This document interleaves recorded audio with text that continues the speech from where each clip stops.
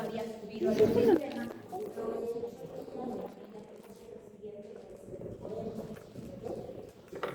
No te olvides de que está revisando tu prioridad. Entonces, sábado 10 de la noche, conocido de este tema y para poder completar la información que ya teníamos trabajando sobre biosíntesis, tenemos a nuestras sustancias microbiológicas que vamos a obtener a partir de las modificaciones que sufren nuestros aminoácidos. Algo importante que, si mal no recuerdo, estaba viendo con ustedes, eran algunas sustancias que ya habíamos revisado, ya habíamos estudiado, como era el caso de la histamina, que la habíamos visto en el proceso de digestión, la serotonina, y creo que con ustedes también habíamos hablado de la famosa esfingosina, ¿no? Por lo tanto, de todas esas estructuras que tú ves allí, voy a tomar algunas cuantas. Por ejemplo, en el caso de la esfingosina no lo voy a volver a recordar porque se supone que ya lo sabes. Sí te voy a mostrar cómo se sintetiza histamina, serotonina. Lastimosamente no te voy a mostrar lo que es el ácido nicotínico, ni tampoco la acetilcolina. Me encantaría que lo vayas revisando. Por si acaso. El resto vamos a tener algo que mencionar en la siguiente parte. Por lo tanto, empezamos. Histamina. La histamina, como puedes ver, proviene de la histidina.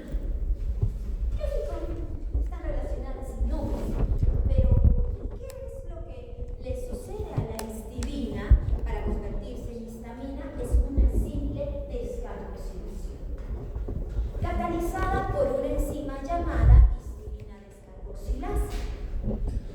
Y aquí hay un dato importante, que necesita piridosalfosfato para llevar a cabo ese proceso, ¿no? Entonces estamos notando que este piridosalfosfato es muy importante para el metabolismo de aminoácidos. Ahora, algunas de las funciones de la histamina ya la habíamos relacionado con que estimula la secreción del jugo gástrico. Estoy segura que ustedes también mencionaron que tiene que ver con las alergias. Y perdonen que lo ponga en mención, pero si tienen sobrinos, hermanos pequeños, de repente habrán visto que los niños actualmente le hacen alergia a todo. Antes les decían a la mamá, no le des jugos de naranja, que no pruebe nada cítrico antes de los 6 meses. Y es por eso que solo les daban jugo de granadilla. Pero ahora a los niñitos los bañan con ese shampoo amarillo Johnson & Johnson y ya están teniendo algunas reacciones alérgicas. ¿Por qué?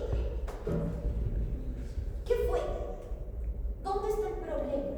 ¿Por qué se está liberando probablemente histamina? Entonces, las investigaciones actualmente están ligadas a tratar de entender qué es lo que está sucediendo. ¿Por qué ese tipo de respuestas alergenos? Por otro lado, si tú colocas en tu guía, que tanto tiene su tecnología a la mano, y buscas qué efectos tiene la histamina, o para qué sirve la histamina, qué hace la histamina en el ser humano, te juro que por curiosidad lo hice el día lunes y me apareció hasta que regula el sueño. Y era como que yo me acuerdo que estaba ligada a la secreción de ácido clorhídrico, pero no sabía que tenía algo que ver con el sueño. Entonces, vamos a ir viendo estas aminas biológicas y su interacción con los diferentes tejidos y la importancia que implica una correcta secreción. ¿Listo? Entonces, allí tienes el histamina. Primero, el famoso GABA. Este GABA es un neurotransmisor muy importante. Está ligado con la relajación. Algunos mencionan que es el que se libera para contrarrestar el miedo y la ansiedad. Y se ha detectado que a nivel de la depresión, la esquizofrenia, los niveles de GABA están alterados. ¿De dónde proviene GABA? El ácido glutamico. Y allí su nombre, ácido gamma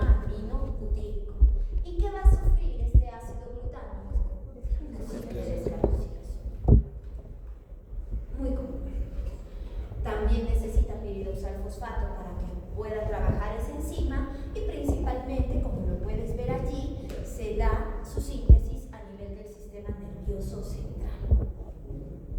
Por lo tanto, glutamato a nivel del sistema nervioso central es un componente muy importante, no solo para la síntesis de proteínas, sino también como precursor para GABA. Y si tú buscas un poquito más, este también se considera un neurotransmisor, ¿sí?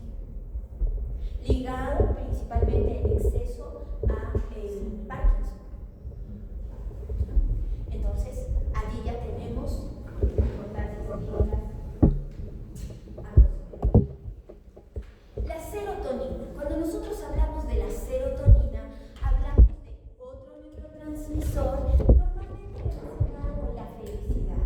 No sé si ustedes han puesto en internet serotonina y sobre todo las imágenes que aparecen unas caritas felices, porque se la llama la hormona, o se le conoce como la hormona de la felicidad. Y también tiene una gran variedad de actividades a nivel del sistema nervioso. Fíjate, regula el sueño, está relacionada con controlar el apetito, la termorregulación, la percepción del dolor, etc. Serotonina. ¿De dónde proviene la serotonina? Del triptófano. Y te vas a dar cuenta que aquí hay dos reacciones fundamentales que ya las conoces. Te las voy a mostrar, por eso allí también puedes ver estructuras químicas para que vayas evaluando el proceso. Nuestro querido triptófano, con un anillo urínico, vamos a llamarlo así, va a ser atacado por una hidroxilasa. Como buena hidroxilasa, que ya te la he presentado anteriormente, necesita oxígeno y tetrahidrobiopterina para poder trabajar. Y no te olvides que para poder convertir esta sustancia otra vez en una molécula activa, voy a necesitar NAD-fosfato reducido. ¿Listo? NAD-fosfato reducido. Es la hidroxilasa con otro nombre que ya habíamos visto en la transformación de fenilalanina a tirosina. Misma función. Y si tú encuentras la diferencia estructural, está a nivel de nuestro anillo la presencia de 5-hidroxitriptófano. Este 5-hidroxitriptófano va a sufrir una descarboxilación gracias a una descarboxilasa dependiente del piridoxalfosfato y así se convierte en serotonina. ¿Listo? Serotonina. Y además de la serotonina, estoy segura que debes de haber escuchado de la melatonina. ¿Y la melatonina para qué sirve? Dormir. El sueño, ¿verdad? Ella produce el sueño. Y ambas casi siempre van de la mano. Neurotransmisores. Busca acerca de esa melatonina, por favor. ¿De dónde proviene? ¿Qué otra reacción ha necesitado para convertirse en melatonina? Y finalmente, nuestras queridas catecolaminas. Mucho cuidado. ¿Quiénes son las catecolaminas? Los neurotransmisores que provienen de la tirosina. Entonces, recordarás que en esta degradación de la tirosina, que nosotros la habíamos visto que va a terminar en forma de fumarato y acetoacetilcoenzima A, puede verse involucrado en tomar otro camino y así convertirse en adrenalina. Como puedes observar, en esta síntesis, nuestra tirosina va a ser atacada por una hidroxilasa. Y como toda hidroxilasa necesita oxígeno, tetrahidrobiopterina y NAD-fosfato reducido para poder trabajar. Y acuérdate que eso significa que voy a hidroxilar una vez más el anillo de la tirosina. ¿Listo? Va a estar 2 veces hidroxilado, de allí el nombre, dihidroxifenilalanina, el famoso DOPA. Si tú te acuerdas del nombre largo, bien por ti, DOPA. DOPA tiene sus efectos, sin embargo, si necesito adrenalina, este va a ser atacado por una descarboxilasa dependiente del piridoxalfosfato y se convierte en dopamina. Está perdiendo su grupo carboxilo alfa. La dopamina, además, puede servirme como sustrato para obtener noradrenalina. Y en la siguiente diapositiva tú vas a poder ver que voy a hidroxilar vez más a esa estructura, pero a nivel de la cadena lateral. No del anillo, sino de la cadena. Y allí participa una enzima llamada beta-oxidasa que tiene como cofactores, y espero que le prestes atención y que lo relaciones con tu tarea de vitaminas, al oxígeno, al cobre y a la vitamina C. De repente tú en tu tarea de vitaminas, cuando hablabas del ascorbato, decías, me sirve para la síntesis de colágeno, me sirve para la absorción de hierro, es un buen antioxidante, y por allí apareció, participa en la síntesis de catecolaminas. Y tú lo dejaste así, con que participa en la síntesis de catecolaminas. Y aquí te estoy mostrando cómo y en dónde participa. ¿Listo? La vitamina C. Sin vitamina C, entonces la síntesis de adrenalina se vería afectada. Y como puedes notar, noradrenalina, por acción de una metilación, se va a convertir en adrenalina.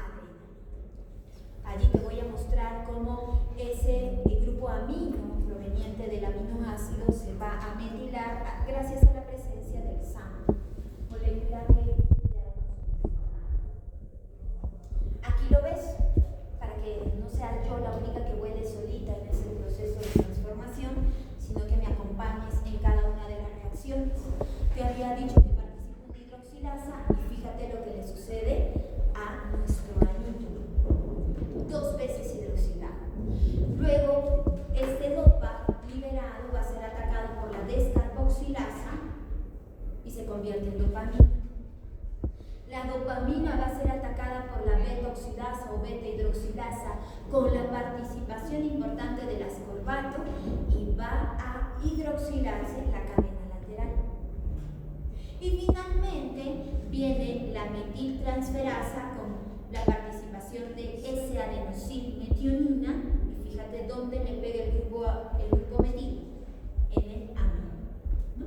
Y así obtengo adrenalina, o también conocida como epinefrina. A la adrenalina ya le hemos estado mencionando como parte del regulador del metabolismo de carbohidratos, y déjame decirte que también va a afectar a los lípidos y a la degradación de las proteínas. Por lo tanto, su acción es muy variada. Y para colmo, como lo puedes ver en estas diapositivas, va a depender también del tejido sobre el cual ésta haga clic con su receptor.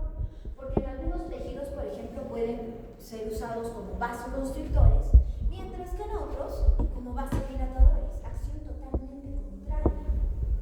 Entonces tengo que enfocarme en qué tejido estoy estudiando el efecto de estas catecolaminas. ¿Listo? Cuidado.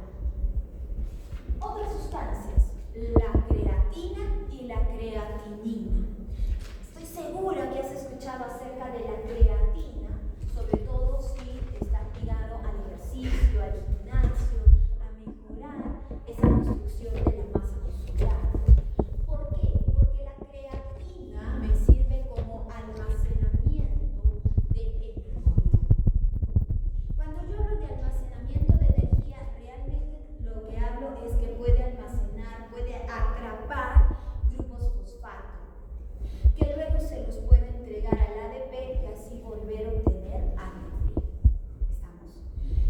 Para poder construir creatina, yo necesito 3 aminoácidos: arginina, glicina y metionina en forma de sangre. Como puedes leerlo, no te he puesto estructuras, discúlpame. La arginina va a condensarse con la glicina, pero no toda la arginina. Si tú te acuerdas, cuando la arginina es atacada por la arginasa, libera urea y ornitina. ¿Te acuerdas? Mira esta reacción. Te está diciendo que la arginina se va a pegar a la glicina, pero en el proceso va a liberar ornitina. Significa que realmente los átomos en forma de urea son los que van a ser pegados a la glicina en esta reacción. Y es por eso que me va a dar el ácido guanidino acético. Nuestra enzima arginina glicina transaminidasa presente en el riñón es la que cataliza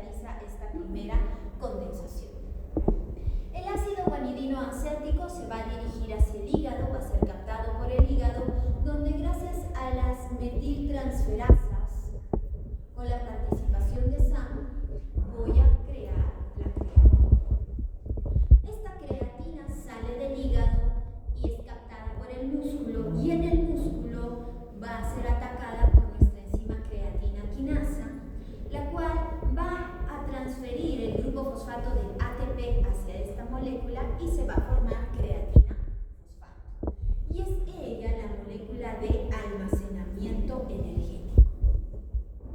Cuando el músculo empieza a hacer ejercicio, quiero contarte que los primeros minutos, el primer minuto es básico para que éste luego pueda continuar realizando ejercicio. Y de todo ese minuto se divide en tres aportes de energía diferentes. Los primeros segundos, aproximadamente hasta los 20 segundos, el aporte energético proviene del ATP que había sido formado por la glicólisis. De allí proviene, del ATP que tengo. Aproximadamente hasta los primeros 20 segundos. Después de esos primeros 20 segundos, la célula necesita unos 30 segundos para poder utilizar su almacén glucógeno, glucosa que tenga a la mano, entre a la vía glicolítica y va a hacer todo lo posible para que ese piruvato entre a la mitocondria y así genere más energía. Pero son 30 segundos aproximadamente de lapso entre lo que ya tenía y lo que tiene que sintetizar. ¿Qué va a hacer en esos 30 segundos? Quien la va a soportar va a ser la creatina fosfato. Porque gracias a ese almacén puedo obtener energía para continuar haciendo este ejercicio. Y es por eso que se consume como suplemento cuando uno va al gimnasio. Porque en el gimnasio se supone que vas a hacer mínimo 1 hora de ejercicio y nuestros músculos van a necesitar ese aporte de energía, ¿no? Si lo consumo pero no hago ejercicio, ¿te servirá de algo? No te va a servir de nada. Entonces, mucho cuidado. Ahora, cuando la creatina fosfato es utilizada para la liberación de energía, por una reacción no enzimática, puede convertirse en creatinina. Y la creatinina como tal ya no es, ya es un producto de desecho. Va a salir del músculo y se va a dirigir principalmente a la filtración renal. Y es aquí donde el ser humano, las pruebas de laboratorio le dan importancia. ¿Por qué? Porque la creatinina me va a servir como un marcador, como una prueba de diagnóstico de esa filtración renal. Si está dentro de los valores, no hay ningún daño renal. Si sobresalen los valores, significa que hay daño. ¿Listo? Allí es donde le damos importancia a ese desecho proveniente. Siguientes sustancias, las famosas poliaminas. ¿Qué son las poliaminas? Como te he puesto allí, las poliaminas son sustancias o principalmente factores de crecimiento, factores de desarrollo, están ligadas a ese proceso de proliferación, asociadas con la replicación de ácidos nucleicos, etc. Y su nombre de repente te va a dar una idea: espermidina, estermina. ¿De dónde creen que hayan sacado ese nombre? De los espermatozoides, ¿no? Porque primero fueron encontrados allí, pero déjame decirte que están presentes en todas las células, hasta en las vegetales. Por lo tanto, estas poliaminas tienen importancia a ese nivel de crecimiento. ¿De dónde provienen? Realmente provienen de la ornitina, pero espero que ya estén relacionando que la ornitina proviene de la arginina. Por acción de la arginasa se libera una de ornitina. Esa ornitina puede ser atacada por una descarboxilasa. Fíjate, un aminoácido no proteico tiene su descarboxilasa y se va a convertir en la primera poliamina que realmente es un precursor para la importancia clínica, putrescina. Esta putrescina va a sufrir una condensación con una parte del SAM. Aquí, como puedes notar, no participan las metiltransferasas, no se de agarrar el grupo metilo que proviene del SAM. No. Aquí, como lo vas a poder notar, la reacción siguiente, pero por floja, no he cambiado la diapositiva y te estoy dibujando la estructura de nuestro SAM. Ahí está. Adenosina. Ese es el SAM. ¿Listo? Normalmente nosotros hemos visto que el SAM dona el grupo metilo para las reacciones de metilación. Y me queda como ese adenosil homocisteína para su posterior degradación. Sin embargo, en este proceso no voy a liberar ese grupo, sino voy a liberar o voy a utilizar esta cadena hidrocarbonada ligada al amonio. Y esto es lo que yo voy a ir agregando a la putrescina. Cuando esta cadenita más amonio, de ahí el nombre poliaminas, se une a la putrescina, me va a generar una cadena que ya no solo tiene 2 grupos amino en su estructura, sino que va a presentar 3 grupos amino en su estructura. Y cuando la espermidina es atacada por una enzima parecida, que también toma el SAM como molécula donadora de ese grupo amino y la cadena hidrocarbonada, se convierte en espermina que contiene 4 grupos amino en su estructura. De allí el nombre de poliaminas. ¿Y qué es lo que libera? Mira lo que libera. 5-metiltioadenosina, ¿no? Entonces, lo que sale es esta parte unida del metiltioadenosina y por otro lado, como puedes ver, el grupo carboxilo es liberado en forma de CO2. ¿Estamos? La reacción de las poliaminas. Como te dije, esta reacción se encuentra en la siguiente diapositiva y está marcadito de color celeste la parte del S-adenosilmetionina que se va a ir pegando a nuestras estructuras. Y como te había hecho notar, la putrescina tiene 2 grupos amino, la espermidina tiene 3 grupos amino, 2 al extremo y 1 central, y mientras la espermidina va a presentar 4 grupos amino. Y ahí está. Poliaminas. Por otro lado, tenemos la síntesis de hormonas tiroideas, hormonas fundamentales para el metabolismo. Te voy a pedir que vayas revisándolas porque en el tema de integración y regulación del metabolismo las vamos a ver. Ellas están involucradas en ese metabolismo acelerado y es por eso que me imagino ya gracias a tu trabajo de responsabilidad social estarás viendo el efecto de un hipotiroidismo o de un hipertiroidismo, ¿no? ¿Cómo se sintetizan estas hormonas? A nivel de nuestra glándula, nosotros vamos a tener la presencia de la tirosina ligada a una proteína llamada tiroglobulina. Fundamental. Tiene que estar pegada a esa proteína para dar pase a la síntesis. Nuestras enzimas involucradas se les conoce como peroxidasa tiroidea, la cual va a facilitar la unión de un átomo de yodo al anillo de la tirosina. Cuando ese átomo de yodo se pega al anillo de la tirosina, solo uno me va a dar como producto la monoyodotirosina. Como puedes ver, no ha sufrido más modificación que agregar el átomo de yodo. Vuelve a trabajar la enzima con una nueva molécula de yodo o átomo de yodo y me va a dar la diyodotirosina. Precursores para obtener a la T3 y a la T4. Si puedes notar, cuando yo condenso una molécula de diyodo con una de monoyodo, me va a dar a la triyodotirolina. Y en el proceso de esta condensación, de esta transferencia, una de esas moléculas pierde la cadena lateral en forma de alanina. Ojalá la puedas reconocer. Es alanina. Y me queda mi T3.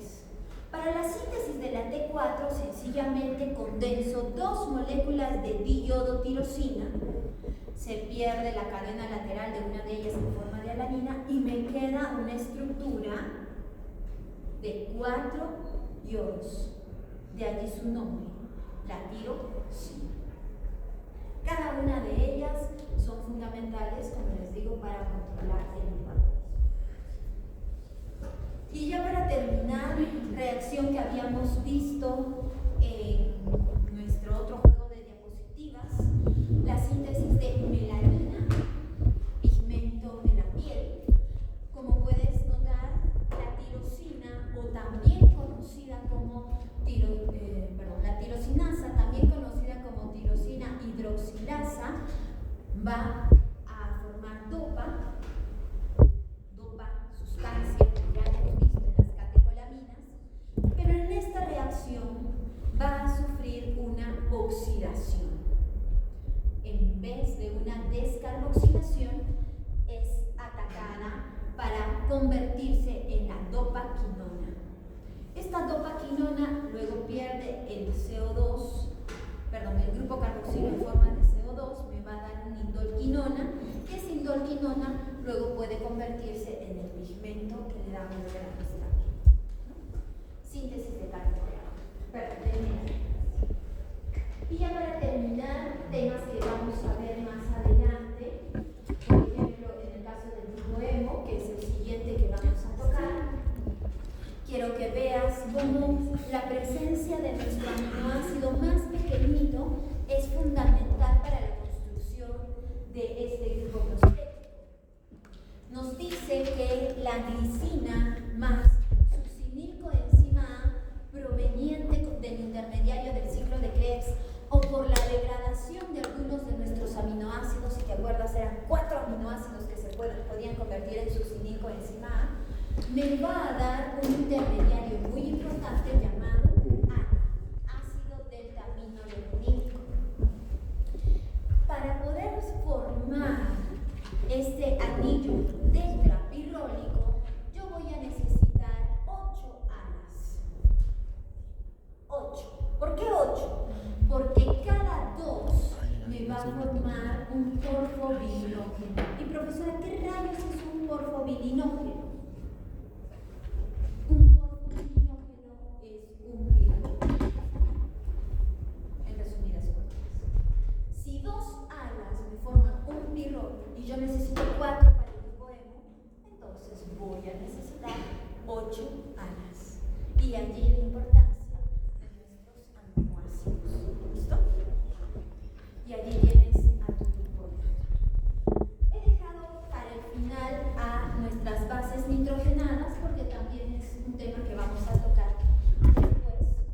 Como puedes recordar, tengo 2 bases nitrogenadas de importancia, las bases púricas y las bases pirimidínicas. Dentro de las bases pirimidínicas yo voy a tener al uracilo, a la timina, me falta una allí. No, uracilo, timina y citosina. Gracias, correcto, la citosina, que para su estructura solo necesito un anillo. Y ese anillo luego puede ser metilado o agregable a algún grupo amino, etc. ¿Cómo construyo el anillo? El anillo lo puedo construir a base de 2 importantes aminoácidos. La glutamina, que solo va a donar un átomo de nitrógeno al proceso, y el aspartato, que ahora sí se le hace, y casi toda su estructura forma parte del anillo. Como puedes notar, solo hay un carbono allí proveniente del CO2. ¿Listo? Del CO2, que va a ser parte de ese carbamilfosfato. ¿Y dónde hemos visto la palabra carbamilfosfato? La urea. En el ciclo de la urea, la degradación de aminoácidos.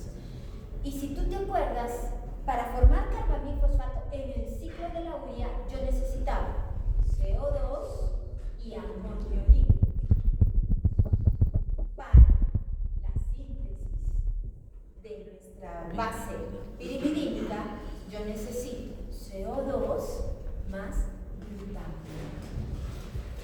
No amonio libre, sino glutamina. Y estoy segura que te acordarás que tu profesora te dijo, allí participa la enzima carbamil fosfato sintiasa 1, ¿verdad? En el ciclo de la urea, porque existe una 2 que participa en la síntesis de bases nitrogenadas. Y allí te la estoy buscando. Como te digo, ese tema lo vamos a ver más adelante. Bases pirimidínicas y finalmente las bases púricas, que como es un anillo más grande, voy a necesitar mayor aporte de átomos. Aquí, por ejemplo, la glutamina dona 2 átomos de nitrógeno, ingresa 2 veces a esta síntesis. Luego vemos a la glicina, que aporta 3. Entra casi toda la molécula en el proceso, en una sola reacción. Y por otro lado, el último aminoácido sería el aspartato, con un solo nitrógeno en la síntesis de urinas. El resto de carbonos que puedes ver allí son donados de otras fuentes que no son aminoácidos. ¿Estamos? Bases púricas. No te compliques mucho la existencia, insisto, esto lo vamos a ver más adelante. ¿Okay? Te lo doy como una idea general. Y aquí terminaría nuestro tema de biosíntesis de moléculas nitrógenas. ¿Dudas, comentarios? Pero nada, ¿las poliminas también son conocidas como escolaminas? ¿O no existe ese término? Creo que sí, no me acuerdo. A ver, búscalo. Pero no existía.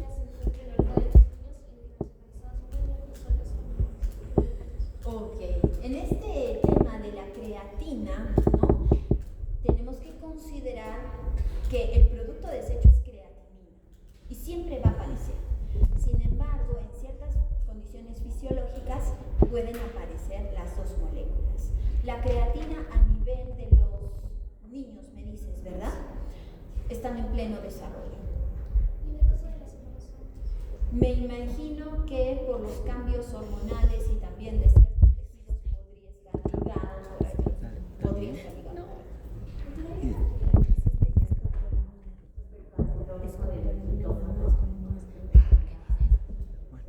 Sí, si mal no me equivoco, creo que está perfeccionada una, pero no me acuerdo ahorita el nombre, pero está ligada a la producción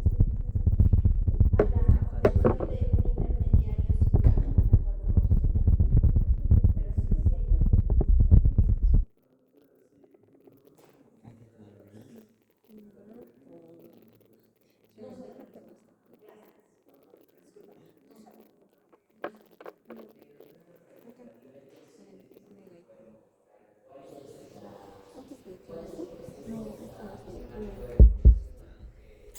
sí, sí hay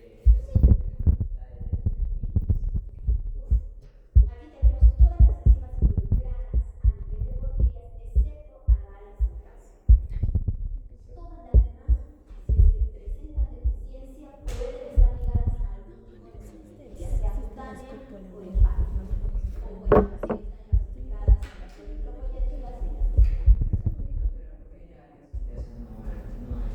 porque su mutación genética no está bien conservada, no está ligada a este tipo de enfermedades. En cambio, las otras enzimas sí presentan mutaciones genéticas que pueden estar relacionadas con algún tipo de porfiria. Además, las porfirias normalmente están ligadas a la presencia de pigmentos coloreados que pueden dañar la piel, pueden crear esta fotosensibilidad y también ser liberados o evaluados en nuestros desechos, principalmente la orina, frente a la exposición de la luz.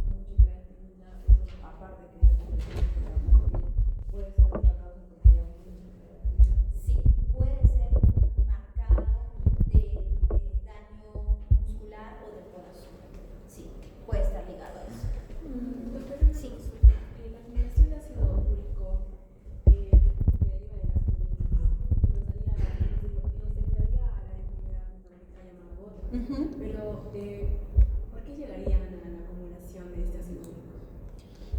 Uno, por una sobreproducción de ácido úrico que ya no es soluble en ciertas zonas y se va a empezar a acumular y a convertirse en cristales. Y eso puede estar ligado a mutaciones genéticas, a sobre todo una enzima más activa para poder formar más ácido úrico, o de repente porque hay daño a nivel del DNA, de los ácidos nucleicos, y esto va a provocar una mayor degradación de estos nucleótidos. Doctora, en las síntesis de poliaminas, el 5-metiltioadenosina, ¿dónde va a ir a parar y tendría efectos secundarios si se acumula? Es una muy buena pregunta. La verdad, teóricamente tendría que ser separada de la adenosina y quedarse como un tiol. Y normalmente estas moléculas tiólicas que presentan azufre son neutralizados por nuestras reacciones de biotransformación de xenobióticos, pero no lo he revisado a profundidad. Voy a revisarlo y lo vamos a comentar. ¿Listo? Bien. Antes de... hasta aquí es nuestro examen. Sin embargo, en esta semana, ustedes en la práctica van a enfocarse en lo que es la degradación del grupo hemo. El día de mañana yo tengo clases con ustedes y vamos a ver la síntesis del grupo hemo. He visto que hay interés en esas porfirias. Vayan revisándolo, por favor. Lo tienen en su libro de cálculo. Sin embargo, me gustaría comentarles que a nivel de la práctica, a nivel de la práctica que vamos a realizar esta semana, nos enfocamos en la degradación del grupo hemo. Y esta degradación del grupo hemo está ligada a la formación de pigmentos biliares. Pigmentos que los podemos observar cuando tú te haces un golpe. Cuando te provocas un golpe porque no viste bien y la pelota te cayó, o de repente no se te fue la pelota, sino alguien te dio un putazo, qué sé yo, y quedaste con todo el ojo morado al inicio, morado, este va a ir cambiando de color.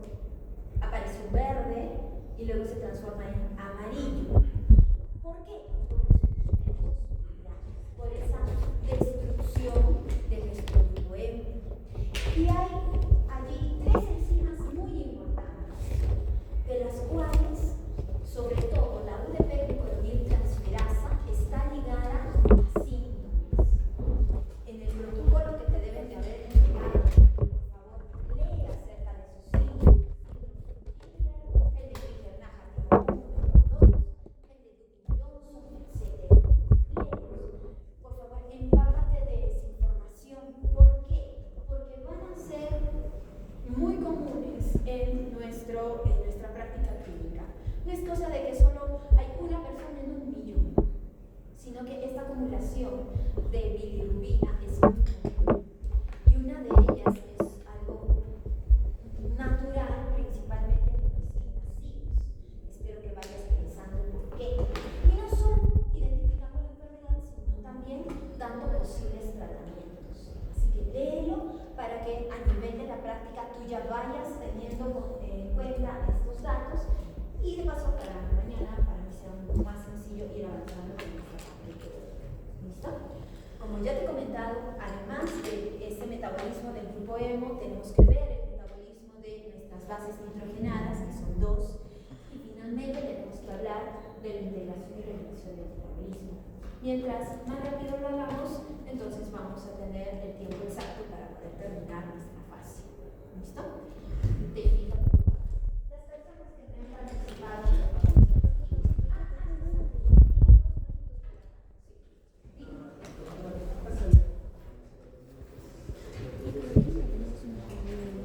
¿Qué pasaría con la